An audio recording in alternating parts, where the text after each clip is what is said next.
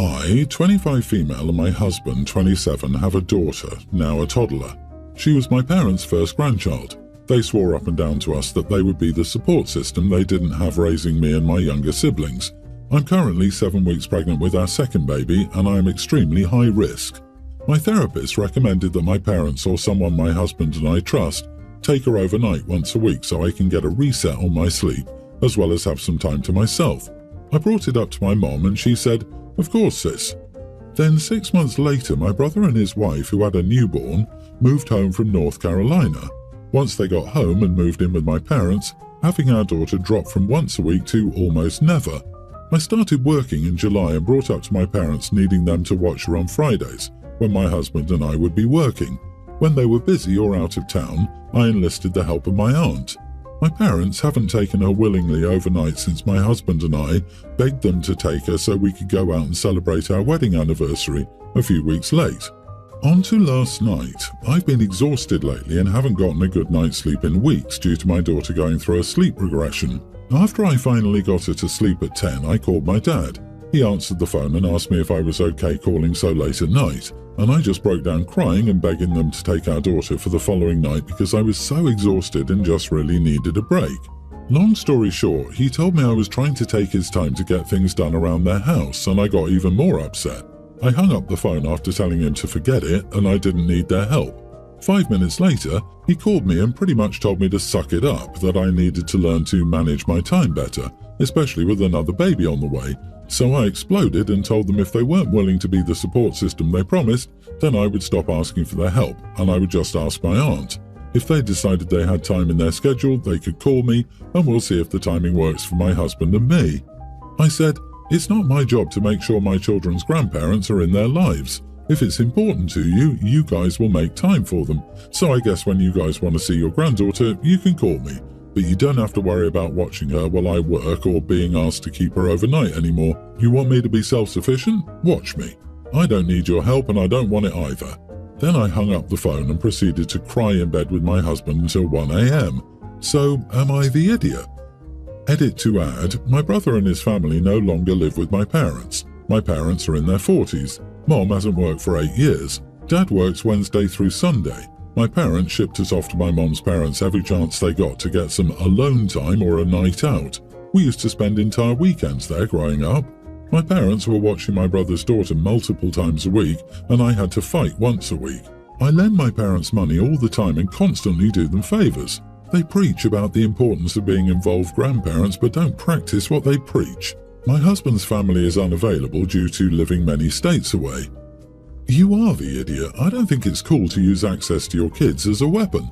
And how are you going to manage 2 kids? Your sleep will be stretched thin. You said you live paycheck to paycheck and don't have cash for a sitter. You're basically using your parents as free childcare. From my understanding, it's not like they never babysat your daughter, but they have their own life, and right now they might not have the time. They took in your brother's family and helped with their newborn for however long, so now it seems like they need a break. I feel your pain, but your kids are not your parents' responsibility either. Your dad is also right that you must manage your time better with the second child. You can't always rely on someone else to pick up the slack. That goes out the window when they use her for financial support as grown adults. And did you miss the part where she said she's currently in a high-risk pregnancy? I'm sorry, OP, but they seemed to care about you until your brother's baby came along. You are not the idiot. Oh, good God, stop giving them money. Use it for childcare. Stop doing the favors. You need to conserve your energy. I'm sorry, your parents dropped you off at the grandparents when you were kids, but then swore to you you'd get the support system they never had. How exactly did they not have a support system? Please, stop giving them your money. Your mom can start working. When my kids were born, I opened a savings account for them and my mom and I put the same amount of money there monthly. My daughter had been working since she was 12. She did little jobs around the town until she was 14, and since then she had an actual job. She didn't touch a penny from that money and put all of it in the savings account, so she has more money than her twin. When my kids went to college, the same one but different degrees, we sent them money monthly that was enough for their basics and some extra. If they wanted anything else, then they needed to take it out of their bank account. They got access to it at 18, which is when we stopped putting money in it. My son did take some money out of his bank account. It wasn't much, but after 2 years of college where he took at least a little out every month, there's a noticeable difference between his and his twins' accounts, especially since she got a part-time job and put about 50% of that money in the bank account and had the money she made before that. This weekend, my kids were home from college. Their college is only 2 hours drive from us, so they're here most weekends. We were at a family dinner at my mom's when my son heard my daughter talking with my brother about wanting to start investing, and he joked about how they have so much money anyway, so what does it matter now? She jokes back that because of that mindset of his, she has more money. He just makes a sarcastic face and goes back to his conversation. But when we went back home, he asked my daughter to see her bank account. She was obviously confused, but showed it to him anyway, and he got furious. He was yelling so much nonsense that I still don't even know what he said. But in the end, he told me that I needed to put the difference in his account, since it was unfair that she had more money than him. My daughter looked at him like he was dumb and said that she added money from her job and never took any out, and that's why she has more than him. He yelled that he didn't care and that they should have the same amount. I told him that I couldn't afford to pay the difference, especially as I was paying for their college, and that if he wanted more money, he should work for it.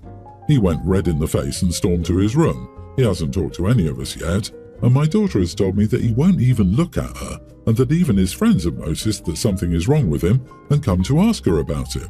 I don't know what to do. I don't want him to distance himself from us and his friends because of this, but I can't, and I'm not willing to pay the difference. His sister worked hard for that money, and it's not fair for her if he'll just get it. I'm sorry that you've raised an entitled little boy. Your daughter worked for years and put money in the account instead of slowly draining it. Of course she has more money in her account. Like, duh. What, did your boy think she was working all that time for fun? You don't have the money to make up the difference, and even if you did, it would be so unfair to your daughter. Let your son pout and whine. He's getting to go to college and has a little extra spending money on top of that. He has no student debt, unlike so many people these days. He is so astoundingly ungrateful and entitled. I don't know what to do. You don't do anything. This is his problem. This is a life lesson. If you work and save, you'll have more money than if you sit on your butt and spend. He also learned that you weren't put on this earth to solve all of the perceived unfairness he will experience. Not the idiot to say no to his unreasonable request. When I, 18 female, was 5, my mom died. My mom always wore this necklace that she got as a teenager. It was unique and special and meant so much to her, and she gave it to me to wear before she died. She told me that if I ever wanted something physical to think of her by, I could have that, and she knew it would work because she always wore it. And I treasured that necklace. When I was 7, my dad got remarried and he and his wife had a daughter. Within a few months, my half-sister was born. I was 8. One day when she was 6, she asked me if she could wear the necklace and I said no. She got upset.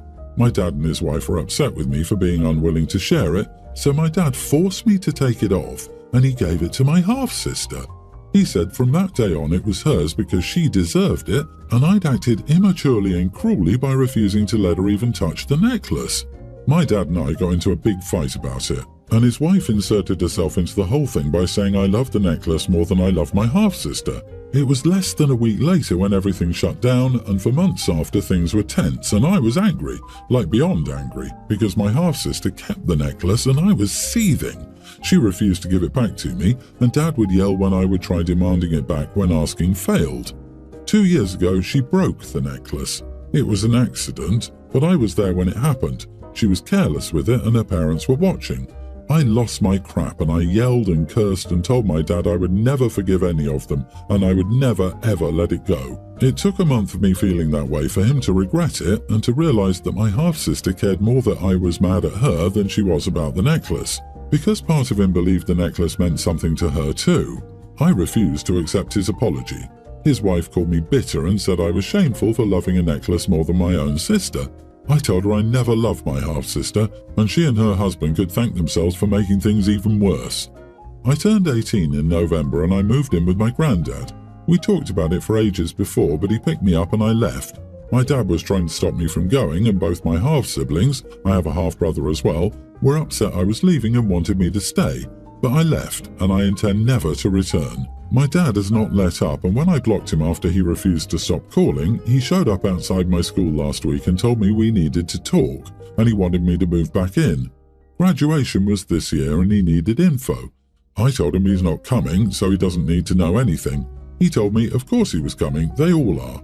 I looked him in the eye and told me if they showed up I wouldn't attend the ceremony and I would never give him the satisfaction of watching me graduate.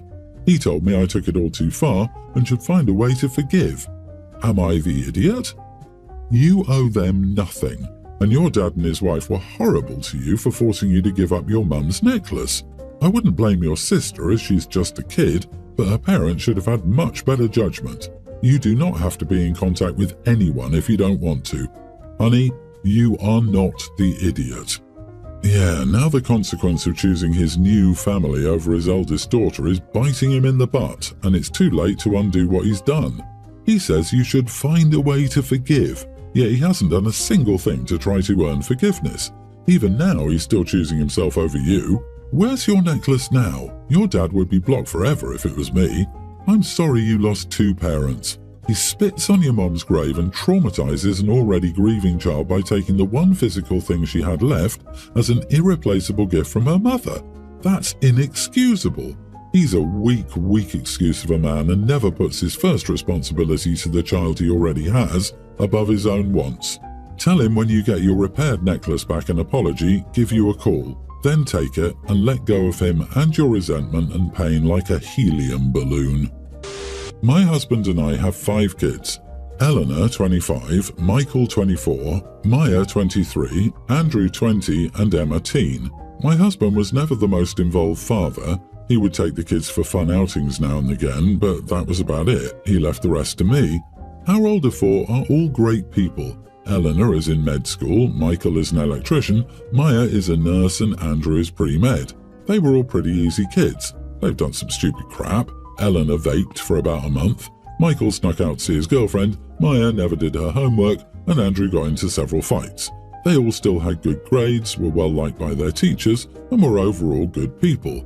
Emma is and always has been completely different from her siblings. She was kicked out of her first preschool, regularly suspended from her elementary and middle school, wasn't allowed to go on school trips because of her behavior issues, and her elementary and middle school forced us to get an assessment on her twice and take her to see a behavioral specialist, or else she'd be expelled.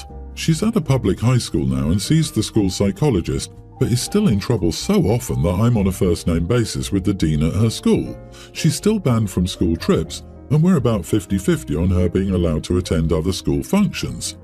Over the past month, she's stolen alcohol from friends' parents and got so intoxicated she ended up in the emergency room, skipped school 3 times, had 5 detentions, and drove her friends to the mall illegally because of her restricted license, while grounded. Started calling all of our family members names whenever they annoy her. I can't punish her because my husband always says I'm too hard on her and undermines me. If I try to punish her, she laughs and walks away. She uses her size, she's got about 6 inches and 80 pounds on us, to intimidate me and my daughters, and is very aggressive with my sons. My husband and I were arguing because I took her car keys after she took her friends to the mall, and he said she's a typical teenager, I have something against her, and that there's nothing wrong with her behavior. I snapped. I told him if there's nothing wrong with her behavior, he can deal with her. I packed a bag and I'm staying with Maya 5 hours away. I called the school and told them to contact my husband when they have any issues and that I would not be responsible for Emma and her behavior anymore. My husband has called me multiple times, saying I need to return and that Emma needs me. I've told him that he needs to deal with her now since he never saw her behavior as a problem. He's calling me cruel and a horrible parent now. I'm sure this will end in divorce, but I just wanted to know if I was wrong for leaving and telling my husband that Emma is his problem now. Not the idiot. Removing yourself from the situation makes you a good parent. Your husband refuses to see how bad things have become and undermines the rules and punishment you set in place in an effort to make Emma into a functional adult. He needs to come to terms with the fact that there is something seriously wrong with Emma if she's ever to get the proper help she needs, and making him deal with her 24/7 is your only option left. Most of what you described is not normal teenage behavior, and it's baffling that he thinks it is. I don't see that you have any choice if he constantly undermines your attempts to give Emma some kind of consequences and structure. You need to be a team, but your husband seems stuck in the fun dad mode. Stand strong. Maybe Emma herself will come around. Don't lie to her. Tell her the reason why you are staying away. She is plenty old enough to face reality. I disagree. OP needs a reality check. No child is drinking so severely that they end up in emergency care just because they like the rush or whatever dumb crap nonsense. This girl is troubled, and given it started early on, I'm highly concerned it was a reaction to something rather than just acting bad just because. Kids aren't born bad. Either medical, physical, social, or emotional things have occurred to lead to these behaviors, and it sounds like you've given up on trying to figure out what that might be. Your husband is an idiot for making excuses for her behavior. However, he is still supporting her and loving her unconditionally, so at least he has that going, but neither of you is helping her. Step up as a parent. Now.